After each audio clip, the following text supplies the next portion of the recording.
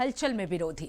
अल्पसंख्यक को रिझाने के लिए मोदी सरकार ने एक ऐसा नया प्लान बनाया है जिससे उन्हें उम्मीद है कि मुस्लिम वोटर भी मोदी के मन की बात समझेंगे। लेकिन अब इसे लेकर विपक्षी पार्टियों में भी हलचल जो है वो तेज हो गई है। नमस्कार, मैं हूं प्रज्ञा मिश्रा और आप देख रहे हैं इंडिया वॉइस। मोदी सरकार ने ईद पर 32 लाख गरीब मुसलमानों को सौगाते मोदी किट देने की घोषणा की है। आपको बता दें, इसके लिए अब अभियान बीजेपी अल्पसंख्यक मोर्चा द्वारा चलाया जाएगा। मोदी के इस कदम पर अब सियासत जो है वो काफी तेज हो गई है। आपको बता दें, सपा प्रमुख अखिलेश यादव के बाद अब बसपा प्रमुख मायावती की प्रतिक्रिया जो है वो सामने आई है। मायावती ने सोशल मीडिया एक्स पर पोस्ट किया है। मायावती ने बीजेपी सरकार पर जमकर हमला बोला है। उन्होंने कहा है कि भाजपा द्वारा Eid, Baisakhi, good Friday, Easter पर अब 32 लाख गरीब अल्पसंख्यक परिवारों को सौगाते मोदी के रूप में पीएम का प्रेम संदेश और भेंट पहुंचाने की घोषणा, ये केवल उनका राजनीतिक स्वार्थ है। उन्होंने आगे ये भी कहा कि जब मुस्लिम और बहुजन समाज जान, माल और मजहब की सुरक्षा को लेकर दुखी और चिंतित हैं, तो इसका क्या लाभ है। उन्होंने ये भी कहा कि जबकि बेहतर होगा अगर बीजेपी की केंद्र और राज्य सरकारें मुस्लिम और बाकी धार्मिक अल्पसंख्यक समाज के कुछ गरीब परिवारों को छोड़कर ये सौगाते मोदी देने की बजाय उनकी अपार गरीबी, बेरोजगारी और पिछड़ापन आदि को दूर करने के लिए रोजगार और स्थायी व्यवस्था करती और उनकी सुरक्षा को भी उचित ध्यान में रखती। तो ये है मायावती का पोस्ट। मायावती ने अब मोदी सरकार के इस बयान को लेकर, मोदी का जो ये किट है उसको लेकर इस तरह की बयानबाजी की है।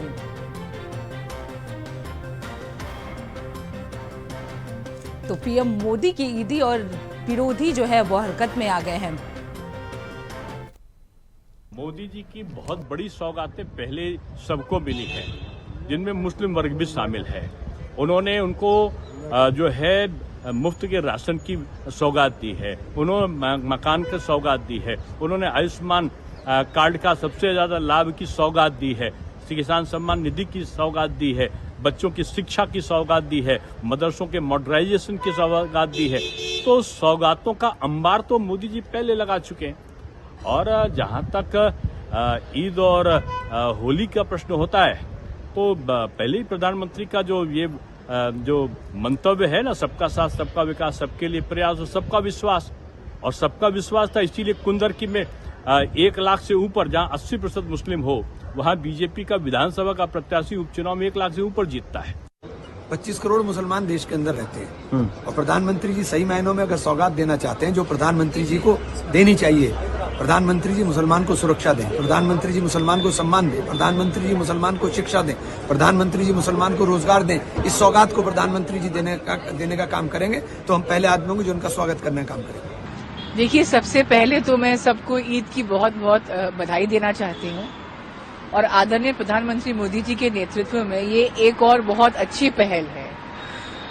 आपने देखा होगा कि भारतीय जनता पार्टी की सरकार जब से आई है सत्ता में, हमने बिना किसी भेदभाव के समाज के आखिरी पायदान पे खड़े व्यक्ति को भी जो है साथ लेकर ही चले हैं। जो हमारा मंत्र है, सबका साथ, सबका विकास, तो ये वाकई में ये उसी को दर्शाता है कि जो हमारे मुसलमान भाई बहन हैं, जो इतने प्रिविलेज नहीं हैं, ताकि उनकी भी ईद अच्छे से हो। तो ये उसी के लिए एक छोटी सी पहल है और ये बहुत अच्छी पहल है। मेरी बहुत बहुत शुभकामनाएं इसके लिए। देखिए, प्रधानमंत्री जी भारत के सब लोगों के हित में काम करते हैं। उसमें कौन धर्म है, कौन जाति है, इसका उनके दिमाग में विश्लेषण नहीं है। जिसको जो आवश्यकता होती है उसके अनुरूप वो काम करते हैं। इसलिए उन्होंने ऐसा काम किया। तो एक मिथक जो है समाज में कि वो माइनॉरिटी के बारे में थोड़ा उनके दिमाग में दूसरी बात है, ये कम से कम दूर होना चाहिए कि भाजपा के हैं और नरेंद्र मोदी जी हैं तो अल्पसंख्यक के लिए कि दूसरी बात करते हैं, इसको भूल जाना चाहिए और ये सोचना चाहिए कि प्रधानमंत्री जी सबके लिए हैं और सबके लिए हित के लिए काम करते हैं। निश्चित क्यों नहीं, जरूरत उसको है, जरूरत है तो उसको दिया जाएगा, दिया जा रहा है, इसमें कहाँ कोई दिक्कत बात है। सुनने में आ रहा है कि ईद के मौके पर 32 लाख मुसलमानों को भारतीय जनता पार्टी की सरकार सौगात मोदी किट दे रहे हैं, ये बड़ा अच्छा कदम है। इससे मुसलमानों के प्रति जो नफरत पार्टी के लिए है वो कहीं ना कहीं कम होगी और इस सौगात से मुसलमानों को एक नया विकल्प मिलेगा। जिन लोगों ने 65 साल हमें तुष्टीकरण के नाम पर बीजेपी से डराया है, उन लोगों की तरफ से भी मुसलमानों के दिलों में एक बात नई पैदा होगी कि जिस बीजेपी को हम अपना दुश्मन मानते हैं वो बीजेपी तो हमें सौगात दे रही है, वो बीजेपी हमें करीब लाने की बात कर रही है। तो मैं बीजेपी के इस कदम को, सरकार के इस कदम को सराहते हुए तमाम मुसलमानों से अपील करता हूं कि छोड़ो अब इस नफरत को। अब वक्त आ गया है कि हम विपक्ष की चिकनी चुपड़ी बातों में ना आए, उनके डराने में ना आए, और जो हमारे उलमा हमें बीजेपी से डराने का काम करते हैं। तो मोदी के सौगाती किट को लेकर आप सभी की बयानबाजी सुन रहे थे। अब इस खास कार्यक्रम में हमारे साथ कुछ मेहमान जुड़ गए हैं। श्याम सलोनी नेता हैं बीजेपी के, समर सिंह है कांग्रेस प्रवक्ता। आप लोगों का बहुत बहुत धन्यवाद हमारे इस चैनल में। सर, सबसे पहले मैं श्याम सलोनी जी से सवाल लेना चाहूंगी। अचानक से अब ये मोदी सरकार का अल्पसंख्यकों के लिए इतनी बड़ी सौगात, क्या मायने हैं इसके? प्रज्ञा जी नमस्ते, राधे राधे। सर बहुत बहुत स्वागत है। देखिए प्रज्ञा जी, ये अचानक कोई ऐसा कार्यक्रम नहीं हुआ है। ये तो विपक्ष के पेट में दर्द होता है जब जब मोदी जी एक वर्ग के लिए, किसी वर्ग के लिए, गरीब के लिए, देश के लिए जब जैसी जिसको जरूरत है उसको वो राहत देते हैं तो विपक्ष के पेट में दर्द होता है। दर्द होना भी चाहिए, क्योंकि जिस विपक्ष ने मुस्लिम वर्ग को केवल अपना वोट बैंक समझा जी और उनको गुमराह करते रहे, लेकिन उनका कहीं भी उद्धार नहीं किया। अब उनको लगता है कि ऐसा ना हो कि भारतीय जनता पार्टी के पक्ष में मुस्लिम वोट जाने लगे, जबकि हम जानते हैं भारतीय जनता पार्टी वोट के लिए ये सौगात नहीं दे रही है। लेकिन श्याम सलोनी जी, 11 साल में पहली बार ऐसा हुआ है कि मोदी सरकार ने इस तरह की किट का ऐलान किया है। 11 साल पहले ऐसी क्यों नहीं बात की उन्होंने? प्रज्ञा जी, जब देश पर पूरे विश्व में आपदा आई, कोरोना काल जैसी आपदा में जब देश का रोजगार धंधा मंदा हो गया, जी व्यक्ति मृत्यु के कगार पर आ गए थे, तब मोदी जी ने एक अभिभावक, एक पिता की भूमिका में, क्योंकि 140 करोड़ लोगों ने मोदी जी को अपना नेता माना है और मोदी जी ने हर बार अपनी हर भाषा में ये कहा है कि मेरा 140 करोड़ लोगों का परिवार है, ये भारतवर्ष मेरा परिवार है। और जिनका विरोध करते हैं प्रज्ञा जी, जी उनका पहले भी करते थे, अब भी कर रहे हैं, आगे भी करेंगे। और वो हम करते हैं रोहिंग्या मुसलमानों का, लेकिन तो श्याम बाहर से आए हुए मुस्लिम हैं, उनका आज भी विरोध करते हैं, हम पहले भी विरोध करते थे। लेकिन ये विपक्ष के लोग, अगर इनको विरोध करना था आज, कोरोना काल में जब मोदी जी ने घर घर राशन भिजवाया था, तो कहते कि मोदी जी नहीं चाहिए राशन, मुसलमानों को हम देंगे, उनके वोट हम लेते हैं। न कांग्रेस पार्टी सामने आई, न समाजवादी पार्टी सामने आई, ना कोई विपक्ष का कहीं भी आया, ना ममता बनर्जी जो अपने आप को रहनुमा कहती है, एक भी नेता ने ये नहीं कहा कि हम देंगे, अगर कोई मुस्लिम को अगर भूखा नहीं मरने देंगे, कोई सामने आया? तब मोदी जी आए। हिंदुओं के त्योहार पर ये कोई मतभेद नहीं किया है मोदी जी ने। दिवाली पर, होली पर हर घर में माँ बहनों के लिए सिलेंडर की व्यवस्था की गई, सबको मुफ्त सिलेंडर दिया गया। लेकिन श्याम सलोनी जी, लेकिन श्याम सलोनी जी, अभी तक तो अखिलेश यादव ही उन पे तंज कस रहे थे। अब मायावती ने भी ये बात कह दी है कि मोदी सरकार का ये किट का जो ऐलान है वो सिर्फ इसलिए है ताकि वो इलेक्शन जो है वो जीत सके, मुस्लिम वोटर्स जो है उनको अपनी तरफ खींच सके। मैंने अभी वही बतलाया ना प्रज्ञा जी, सब चोर चोर मौसेरे भाई हैं, कभी बुआ और भतीजे बन जाते हैं, जी कभी अपने अपने स्वार्थ के लिए उनके पिताजी इनको मरवाना चाहते हैं। जी। तो ये वोट बैंकों की राजनीति है, लेकिन मोदी जी वोट बैंक की राजनीति नहीं करते। भारतीय जनता पार्टी ने सदैव राष्ट्र की बात की है। कहीं भी जी। मेरी मुस्लिम बहनें अगर उनको कहीं तकलीफ आई हो तो 3 तलाक के नाम पर, वहां भी उनके लिए मोदी जी खड़े रहे। अगर शिक्षा की बात आई उनके बच्चे के लिए तो शिक्षा में भी मोदी जी खड़े रहे, कहीं मतभेद नहीं किया होगा। राशन में मतभेद नहीं किया। आपको आयुष्मान कार्ड अगर हिंदू के बन रहे हैं तो मुसलमान जी। के भी बन रहे होंगे। मोदी जी की कोई भी योजना, एक योजना विपक्ष का कोई भी बड़ा नेता, छोटा नेता, कार्यकर्ता बता दे कि ये एक योजना है मोदी जी की जिसमें हिंदू को मिल रहा है लेकिन जी मुस्लिम को नहीं मिल रहा बिल्कुल। है। श्याम सलोरे जी, हमारे साथ समर सिंह भी है। समर जी, कितना संतुष्ट है आप इनकी जवाब से? देखिए, ऐसा कोई सगा नहीं जिसको भारतीय जनता पार्टी के नेताओं ने और मंत्रियों ने ठगा नहीं। जी। कि वो उस बच्चे के मन पर क्या गुजरेगी जो IITN बनने की जगह, कोई नौकरी करने की जगह आपका हिंदू भक्त बना था, जो तोड़फोड़ मचा रहा था, जो गायों से भरे ट्रकों को पकड़ रहा था, जो आपके कहने पर लोगों को मार रहा था, जो आपके कहने पर जो है पत्थर बरसा रहा था, जो आपके कहने पर लोगों की छत पर और घरों पर से झंडे उतारने का काम कर रहा था। उस बेरोजगार को जो 10 सालों से आपने पाला पोसा, आपने उसमें नफरत भरी, उसके मन के अंदर मुसलमानों के प्रति बहुत सारी घृणा भरी, और एकाएक आकर आप इतने हितैषी हो जाते हैं, तो उस बेरोजगार भाई के ऊपर क्या गुजर रही होगी, इसको सोचना पड़ेगा आपको। एक बात यह है। दूसरी बात जो है कि भारतीय जनता पार्टी 20 सालों से, जब से इनका गठन हुआ है, भारतीय जनता पार्टी, इनके जितने भी माफी वीर संगठन हुए हैं, RSS है, जितने भी संगठन है, उन्होंने सिर्फ एक काम किया है कि हिंदुओं को मुस्लिमों से बांटने का काम किया है। हिंदूवादी बताकर अपने आप को आगे हिंदुओं का हितैषी बताया है और मुसलमानों के प्रति नफरत भरी है। मुसलमानों को जो है कहते थे कि जो बटोगे तो कटोगे। वो कहते थे कि जो आप जो मुसलमान लोग हैं आपकी बीवियों का मंगलसूत्र चुरा देंगे। ये कहते थे कि जो मुसलमान लोग हैं वो आपकी भैंस चुरा लेंगे। तो ये कहते थे कि जो हम मुसलमानों को, आतंकवादियों को कपड़ों से पहचान लेते हैं।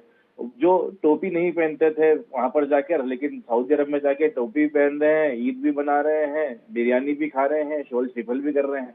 तो कुल मिला के बात है कि भारतीय जनता पार्टी इतनी शून्य विचारधारा वाली पार्टी है, अपने मतलब उतना उल्लू सीधा करने के लिए किसी भी हद तक गिर सकती है।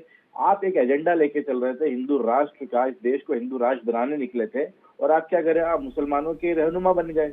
क्यों? वो भी इसलिए बने हुए टेम्परेरी है। इनके मन में ना तो हिंदुओं के लिए प्रेम है ना मुसलमानों के लिए प्रेम है। वो भी इनका जो प्रेम लेकिन समर जी एक बात तो टेम्परेरी है क्योंकि बिहार में चुनाव है, उत्तर प्रदेश में आने वाले समय में चुनाव है, ठीक है, बहुत बड़ा डिसाइडिंग फैक्टर है। तो इसलिए एकदम से जो है बिहार दिवस भी बनने लग गया है, एकदम से जो है वो मुसलमानों की ईद पर ये सौगातें देने लगे। आप बताइए, आपने अभी थोड़ी देर पहले पूछा थी कि क्या पिछले 10 सालों के अंदर ईद नहीं आई? क्या पिछले 10 सालों के अंदर जो है बिहार दिवस नहीं आया होगा? लेकिन बिहार दिवस और ईद के ऊपर सौगात देने का कारण समझिए कि इनको वोट चाहिए। ये ऐसे लोग हैं कि वोट एक वोट के लिए ये लोगों की हत्या तक कर सकते हैं। एक वोट के लिए निचले गिरे से गिरे स्तर तक जाने का इनके पास मादा है। तो ऐसे लोगों पर भरोसा आने वाले समय में ना तो हिंदू करने वाला है, ना मुसलमान करने वाला है, ना सिख कर किसी भी धर्म के लोगों के लिए भारतीय जनता पार्टी सबसे विषैली चीज है आज। लेकिन समर जी, अगर बात की जाए, जैसा कि आपने बोला कि मुसलमान जो हैं वो किसी तरीके से बीजेपी के अगेंस्ट रहते हैं, लेकिन अगर वहीं बात की जाए कुंदरकी उपचुनाव, जो आपको याद होगा कि इस उपचुनाव में 85% जो मुसलमान हैं वो कुंदरकी से बिलोंग करते हैं, लेकिन वहां पर बीजेपी की जीत हुई है। तो ऐसे में आप कैसे कह सकते हैं कि जो मुसलमान है वो बीजेपी को पसंद नहीं कर रही है? कहीं ना कहीं उनकी वोट बैंक तो कहीं ना कहीं स्ट्रांग है, तभी तो उपचुनाव में वो खुलकर सामने आए। 85% मुस्लिम है वहां पे। देखिए, मैं बताता हूँ आपको, मुसलमानों को वोट नहीं देने दिया गया जी। उनके सामने बंदूक तान के पुलिस खड़ी रही। हमने ये चीजें देखी। हमने ये देखा कि एक विशेष समुदाय का व्यक्ति जो है, वृद्ध व्यक्ति, लाठी लेके चल रहा था तो उसको धक्के मार के बाहर निकाला गया, उसका आधार कार्ड ले लिया गया, उसका वोटर ID कार्ड ले लिया गया। तो जीतना, देखिए आप इस महोदय इस चीज को आपको समझना पड़ेगा कि चुनाव जीत लेना जो है वो कभी भी किसी भी दुनिया के किसी भी देश के अंदर एक अच्छी गवर्नमेंट का या आपकी लोकप्रियता का पैमाना नहीं हो सकता। नहीं तो आप बताइए कि हिटलर जो है वो सालों साल जो है जर्मनी का रहनुमा बन के रहा। लेकिन आज जाके देखिए वहां पर कोई उसका नाम तक नहीं लेता है। तो जी। चुनाव जीतना, चुनाव लड़ना और चुनाव के अंदर आपकी जीत है, कभी भी वो गुड श्याम गवर्नेंस का सलोने परिचायक जी, नहीं है। आप कितना सहमत हैं इनकी बातों से? इनकी बातों से तो प्रज्ञा जी, देश का जो कट्टरपंथी मुस्लिम होगा वो भी सहमत नहीं होगा। ये झूठ से कौन सहमत होगा? वो इनको मन बहलाने के लिए कह सकते हैं, लेकिन जब वो सामने बैठे होंगे और कुरान शरीफ को हाथ में लेंगे तो वो भी ये बात कहेंगे कि नहीं, हम क्यों लेंगे कुरान शरीफ को हाथ में? हम क्यों लेंगे कुरान? मैं क्यों लूंगा कुरान शरीफ को हाथ में? क्या लूंगा? मैं लूंगा तो गीता को हाथ में लूंगा। मैं शाम से भैया, आप वोट पाने के, सुनिए एक बात सुन लीजिए, आप सुन लीजिए, आप वोट पाने के लिए समर जी बोलने दीजिए। लेकिन समर जी, श्याम जी बोलिए आप। मैंने तो आपका नाम ही नहीं लिया। मैंने कहा कि मेरा जो मुस्लिम मित्र होगा, जो मेरा मुस्लिम कट्टरपंथी मुस्लिम होगा, अगर वो कुरान भी हाथ में लेकर के कहेगा तब भी सच बोलेगा, यही कहेगा कि कांग्रेस ने छलावा किया है। मैं तो मुसलमान के लिए कुरान की बात कर रहा हूँ, मित्र मैं आपके लिए कहाँ कर रहा हूँ?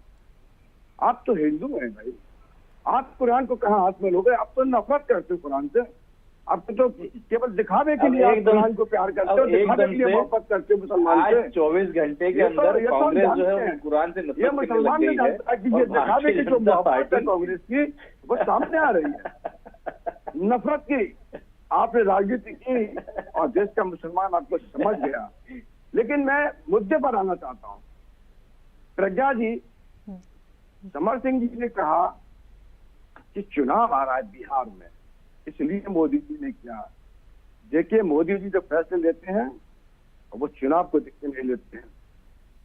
मोदी जी ने फैसला लिया था नोटबंदी का, उत्तर प्रदेश के इतने बड़े प्रदेश का चुनाव था, लेकिन हम जीते क्योंकि जनता का मोदी जी पर विश्वास था। मोदी जी ने हरियाणा में ठक्कर साहब को मुख्यमंत्री से हटाया, सैनी साहब को मुख्यमंत्री बना दिया। आपको लगता है कि इसको चुनाव के समय पर कोई भी ऐसे मुख्यमंत्री हटा सकता है? किसी भी आज तक के इतिहास रहा होगा? लेकिन मोदी जी ने क्या किया, उनको पता है, मालूम है कि मैं देश के लिए कर रहा हूँ और देश की जनता ये बात जानती है। मोदी जी जो फैसले लेते हैं वो जनहित में फैसले लेते हैं। 140 करोड़ भारतीयों को मोदी जी अपना परिवार कहते हैं। श्रीमान जी, ये बहानेबाजी करना करके मुसलमानों को ठग लेना और पत्थरबाजी का रूप दे देना, ये नोटबंदी से ही पत्थरबाजी बंद हुई थी आपके कश्मीर में, और आज वहां का मुसलमान फलफूल रहा है, पढ़ रहा लिख रहा है। जिसको आपने पत्थर दे दिया था, जिसे आपने राष्ट्र विरोधी का स्तंभा बना दिया था सिर्फ अपनी राजनीति के लिए, इस कांग्रेस पार्टी को देश माफ नहीं करेगा। देश अपनी आखिरी सांस तक ये नौजवान मुसलमान का माफ नहीं करेगा। आपने जिस तरह से मुसलमान को भटकाया भड़काया, इतना भी बुरा नहीं था मुसलमान जितना विरोधी आपने मुसलमान को बना दिया। इसलिए मैं कहता हूं कि मोदी जी जो कर रहे हैं वो देश के हित में करते हैं। उन्होंने बहुत पहले कहा था कि पसमानदा मुसलमान जो गरीब हैं, जिनको सुविधा नहीं मिली, कांग्रेस पार्टी ने और तमाम राज्यों के वो विपक्षी पार्टियां जो मुसलमानों के नाम पर वोट लेती रही, लेकिन उनको कोई सुविधाएं नहीं दी। आज जब उनका त्योहार है तो हमारे अल्पसंख्यक मोर्चे ने अगर ये सौगात बांटी है। श्याम जी, तो क्या माना जाए, हार्डकोर हिंदुत्व को छोड़कर अब पीएम मोदी या यूं कहें बीजेपी जो है वो मुसलमानों के तुष्टीकरण में लग गई है? प्रज्ञा जी, हिंदुत्व हमारा मुद्दा पहले भी था, हिंदुत्व आज भी है, हिंदुत्व आगे भी रहेगा। तो अचानक से ये 20% वाले मुस्लिम समाजों को साधने की क्या जरूरत? देखिए प्रज्ञा जी, मैं केवल 30 सेकंड ले रहा हूँ। हम 4 भाई हैं, मान लीजिए, एक पिता के 4 पुत्र हैं, और एक पुत्र अगर थोड़ा खराब होगा, वो नहीं पिता को पिता मानेगा, अपने भाइयों को सम्मान नहीं देगा, तब भी उस पिता का फर्ज बनता है। जी बिल्कुल, पुत्र का श्याम सलोने जी, आपको रोकना चाहूंगी। हमारे साथ एक और मेहमान रविदास मेहत्रा जी हमारे साथ जुड़ चुके हैं। सर, आपका बहुत बहुत स्वागत है हमारे इस खास कार्यक्रम में। सबसे पहले तो मैं ये जानना चाहूंगी कि सर, आज आपने नमाज भी पढ़ा? देखिए, हम हर धर्म का सम्मान करते हैं। हम मंदिर जाते हैं, जो जागरण होता है वहां जाते हैं। सर, महाकुंभ गए थे आप? गुरुद्वारा जाते हैं। कल वहाँ रोजा अवतार का कार्यक्रम था, रोजा अवतार कार्यक्रम में हम लोग जाते हैं, बहुत सालों से कल भी गए थे। रोजा अफ्तार में बहुत भारी भीड़ होती है। जी। रोजा अफ्तार के बाद पत्रकार फोटो खींच रहे थे, इसी में वहां पर नमाज शुरू हो गई। जब वहां पर नमाज शुरू हो गई, जी। सब लोग जमात लगा के नमाज में खड़े हो गए, तो मैं भी वहां पर किनारे, सबसे किनारे जो है, मैं जी। भी सम्मान में वहां पर खड़ा हो गया। और उसके बाद जो है मेरे आगे जीने का एक वो था। तो भारतीय जनता पार्टी जो नफरत फैलाने का काम करती है, इसकी कतनी और करनी में आसमान का अंतर है। लेकिन अब सर, इस कोई- बार तो मोदी ये- सरकार की तरफ से बड़ी किट दिए जा रहे हैं, जो कि बड़ी अच्छी पहल मानी जा सकती है। इसको लेकर आप क्या कहेंगे? देखिए, अगर कोई गिफ्ट देना है तो जो वक्फ बिल पेश हो रहा है उसको निरस्त कर दें। अगर कोई सौगात देनी है तो प्रधानमंत्री और मुख्यमंत्री अपने घरों पर सरकारी खर्चे से रोजा अफ्तार कार्यक्रम करें। अगर कोई गिफ्ट मेरठ के अंदर मस्जिद पूरी जो है भर गई थी नमाज से, और एक लड़का ने बाहर नमाज पढ़ ली, तो उसके खिलाफ मुकदमा कायम हो गया और उसके जो है उसका पासपोर्ट जो है निरस्त कर दिया गया। अब बताइए, ये सौगात है? भारतीय जनता पार्टी नफरत फैलाना बंद कर दे, अन्याय करना बंद कर दे, मुसलमानों का हक छीनना बंद कर दे, ये सौगात होती है। लेकिन भारतीय जनता पार्टी दलितों का, पिछड़ों का, अल्पसंख्यकों का, उनका अधिकार, सम्मान और छीनने का काम कर रही है, उनको न्याय नहीं दे रही है। और जो है लगातार पूरे प्रदेश में जो है भारतीय जनता पार्टी जनता के मुख्य मुद्दों से जनता का ध्यान बांटना चाहती है। भारतीय जनता पार्टी का कोई मुख्यमंत्री, प्रधानमंत्री कभी महंगाई की बात नहीं बोलते हैं कि महंगाई बढ़ रही है। इन्होंने दाल, चावल, रोटी, पनीर, दूध, दही, कॉपी, किताब, कफन तक पर जीएसटी लगा दिया है। लेकिन रविदास जी, जब ये किट बांटे जा रहे हैं, उसको लेकर पीएम मोदी का यही कहना है कि जो गरीब मुसलमान है, जो गरीब अल्पसंख्यक है, उन्हीं को ध्यान में रखकर ये काम किया गया है, ताकि वो अपनी त्योहार को बेहतर तरीके से सेलिब्रेट कर सके। तो ऐसे में तो साफ जाहिर होता है कि गरीबों के लिए पीएम मोदी जो है वो काम कर रहे हैं। नहीं, देखिए, वो कर रहे हैं, अच्छी बात है, अब उसको नहीं कुछ कर रहे हैं, लेकिन उससे पहले जो वक्फ बिल पेश कर रहे हैं उसको निरस्त कर दें। मदरसों को बंद कर रहे हैं, उसको मदरसों को बंद न करें। जो लोगों का हक, अधिकार छीन रहे वो बंद कर दें। अब आप मालूम करिए कि एक आदमी जो अगर मस्जिद भर गई है और बाहर नमाज अदा कर रहा है तो उसको मुकदमा कायम हो गया, FIR कायम हो गई।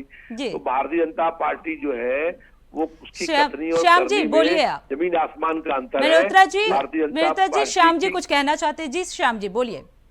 प्रज्ञा जी, मैं मल्होत्रा जी आपसे केवल ये जानना चाहता हूँ जी कि वक्फ बोर्ड पर जिस पर आप इतना आपत्ति कर रहे हैं, बताइए अब तक वक्फ बोर्ड की कितनी जमीनें थी, और उस जमीन का जो उनके चेयरमैन जो है, जिस जिले में जमीन के जिसको आपने जमीन का ठेकेदार बना दिया मुसलमान को, उन्होंने कितनी जमीन उन गरीब मुसलमानों को दी जो कायदे से देनी चाहिए।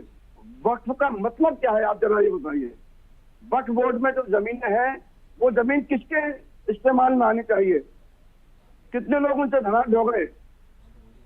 क्या एक गरीब मुसलमान को मिली? मुझे एक का नाम बता दीजिए, जो वक्त एक गरीब मुसलमान का नाम बता दीजिए कि फलां व्यक्ति को वो जमीन दी गई है। कर रहे हैं कि नहीं कर अरे रहे आप दुकानें देते हो, हम बता रहे हैं। आप जो दुकान वक्त भी बिल मस्जिद है, को श्याम जी बना के उनकी उसका बातें भी सुन करा लीजिए। देते हो। जी मल्होत्रा जी वक्त बोलिए। बिल जो है उस वक्त की जो जमीनें हैं उस पर भारतीय जनता पार्टी के नेताओं की निगाहें हैं। उन जमीनों को वो कब्जा करना चाहते हैं, इसीलिए वक्फ बिल लेकर के आ रहे हैं। और वक्फ बिल के लाने से पूरे देश लेकिन में सवाल तो ये था मल्होत्रा जी कि गरीब मुसलमानों को कितना मिला।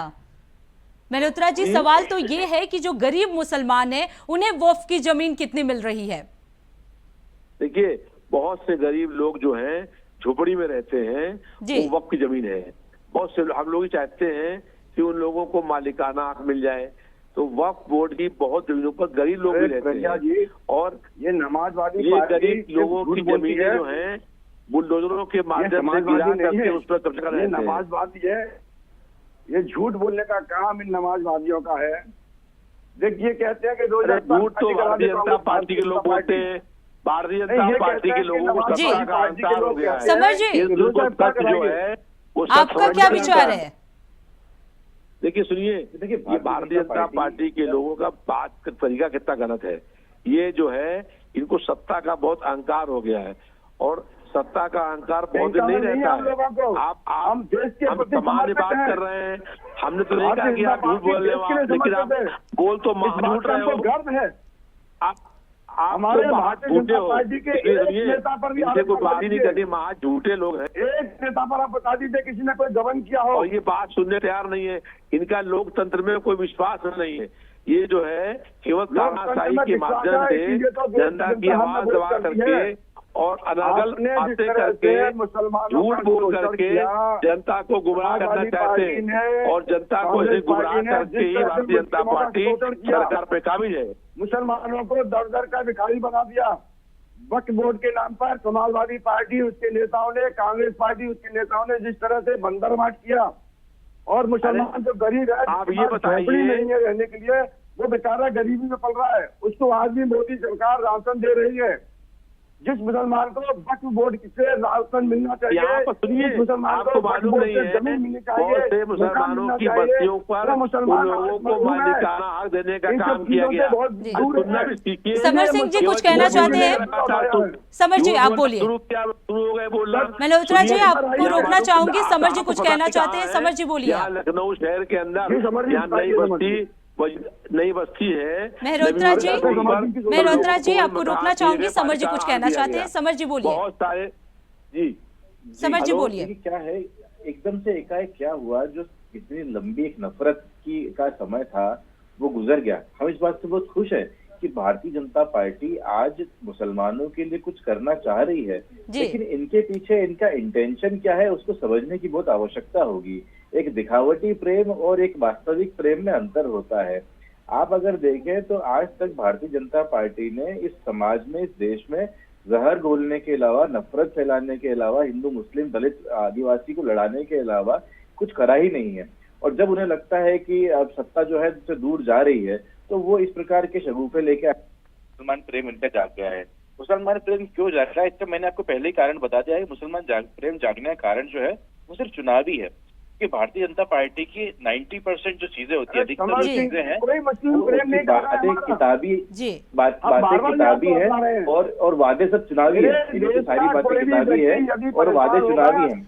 लेकिन आज सर हमारे पास समय बहुत कम है, बस 10-10 सेकंड आप तीनों को प्लीज। जिस प्रकार से हमारे समर जी को बोलने दीजिए सर, 10 सेकंड है बस।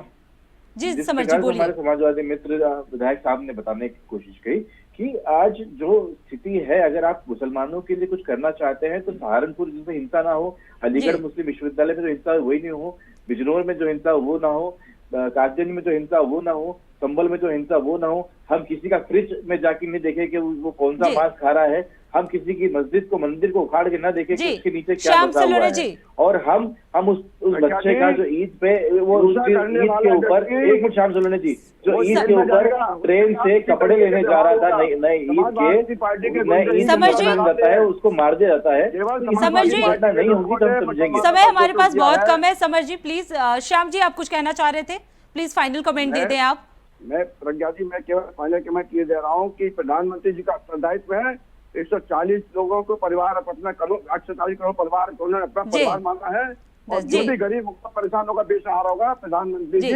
मल्होत्रा जी फाइनल कमेंट आपसे भी चाहूंगी, ये किट को लेकर क्या ही बोलना चाहेंगे आप?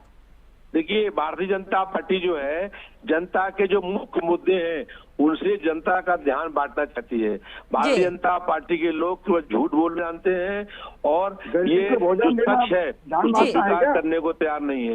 ये समाज के पिछड़े, दलित और जो अल्पसंख्यक लोग हैं। अब आप चुप रहिए सर, हमारे पास समय का अभाव है। आप लोगों का बहुत बहुत धन्यवाद। श्याम सलोने जी आपका भी बहुत बहुत धन्यवाद, समर जी आपका भी बहुत बहुत धन्यवाद, और रविदास मल्होत्रा जी आपका भी बहुत बहुत धन्यवाद इस खबर में हमारे साथ जुड़ने के लिए। तो जिस तरह से सौगातें मोदी जो दी गई है मोदी की तरफ से, उसको लेकर विपक्षी पार्टियां जो है वो काफी हलचल में नजर आ रही है। जहां तक मायावती की बात की जाए तो मायावती ने भी इसे लेकर विपक्ष पर तंज कसा था। तो फिलहाल हमारे इस खास कार्यक्रम में इतना ही।